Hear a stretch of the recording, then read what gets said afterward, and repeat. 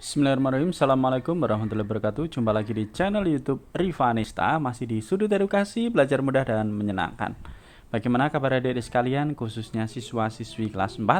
Semoga hari ini kita semua dalam keadaan sehat, karena dengan kondisi yang sehat tentunya kita bisa melakukan berbagai kegiatan yang kita inginkan.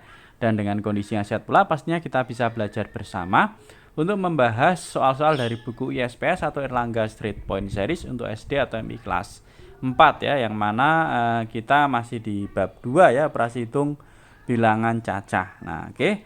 Langsung saja ya adik sekalian, di sini ada soal penugasan di halaman 47 ya.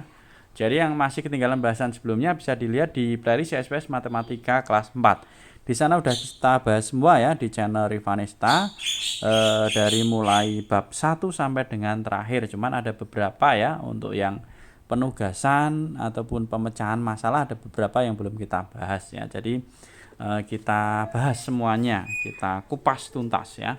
Oke, langsung saja kita ke soal penugasan di sini.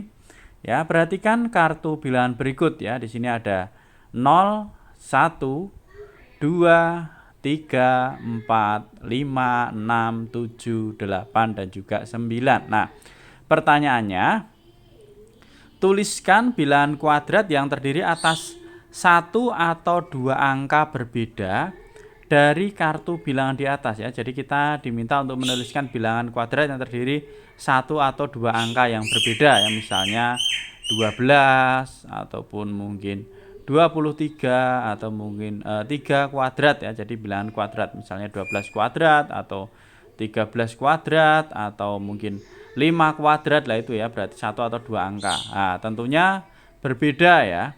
Kemudian kartu bilangan hanya dapat digunakan satu kali. Nah, jadi satu kali misalnya kita buat 3 kuadrat ya, ataupun misalnya 4 kuadrat. Jadi tidak boleh digunakan berulang kali, cuman satu kali. Kalau 4-nya sudah dipakai satu kali ya sudah, tidak bisa digunakan ulang. Nah, pertanyaan yang pertama, bilangan kuadrat berapa saja yang kamu temukan? Nah, bilangan kuadrat berapa saja yang dapat kamu temukan? Nah, ini ya. Di sini sudah saya jawab ya adik-adik sekalian ya. Jadi yang dapat kita temukan dari angka 0 sampai dengan 9, bilangan kuadrat yang dapat kita temukan yaitu 169. Nah, 169 itu bilangan kuadrat ya, atau 196. Dipilih salah satu adik-adik sekalian ya. Mau milih 169 atau 196, karena ini angka 1, 6 sama 9-nya boleh dipakai satu kali. Jadi dipilih 169 atau 196. Kemudian selain itu, bilangan kuadrat yang dapat kita temukan ada 25 ya, 2 sama 5 belum dipakai ya, karena ini yang dipakai 196 ya. Kemudian 25. Kemudian ada lagi 784. Lah, ini angkanya berbeda semua ya. Jadi tidak ada yang kita gunakan lebih dari satu kali. Nah, ini kalau yang ini dipilih salah satu, kemudian yang ini 25 sama 784.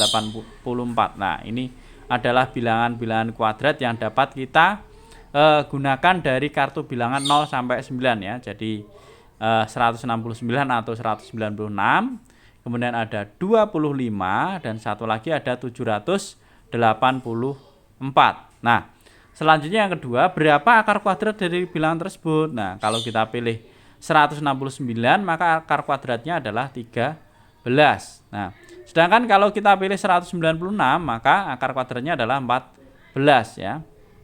Kemudian yang 25 akar kuadratnya adalah 5, dan yang 784 akar kuadratnya adalah 28 ya. Itu adik-adik sekalian ya. Jadi akar kuadrat dari bilangan yang kita pilih, kalau misalnya kita pilih 169 berarti ya 13, kalau kita pilihnya 196 itu 14, kemudian yang lainnya ada 25 itu 5, 784 itu 28. Itu adik-adik sekalian ya. Jadi intinya dipilih satu angka ya menjadi bilangan kuadrat ya.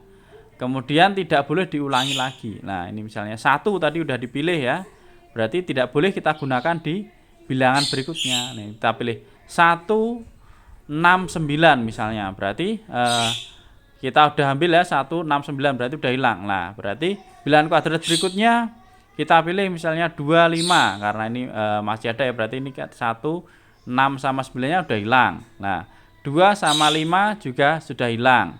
Kemudian 7, 8, 9, 7, 8, 4 juga hilang. Nah, berarti sisanya ada 0 ya. Dan angka yang lainnya ya. Jadi itu adik-adik sekalian, intinya tidak boleh digunakan berulang. Oke ya, mungkin sudah jelas untuk penugasan kali ini. Kalau misalnya ada yang belum jelas ya, bisa dituliskan di kolom komentar untuk kita diskusikan bersama-sama ya. Oke, terima kasih sudah meluangkan waktu untuk belajar bersama. Semoga bermanfaat ya, dan tetap teliti dan hati-hati saat mengerjakan soal-soal matematika. Saya rasa cukup sekian, dan terima kasih buat semua penonton dari channel Rif'a Anista ya. Semoga channel ini bermanfaat ya, dan bisa membantu adik-adik sekalian dalam belajar. Saya rasa cukup sekian, dan saya akhiri. Wassalamualaikum warahmatullahi wabarakatuh.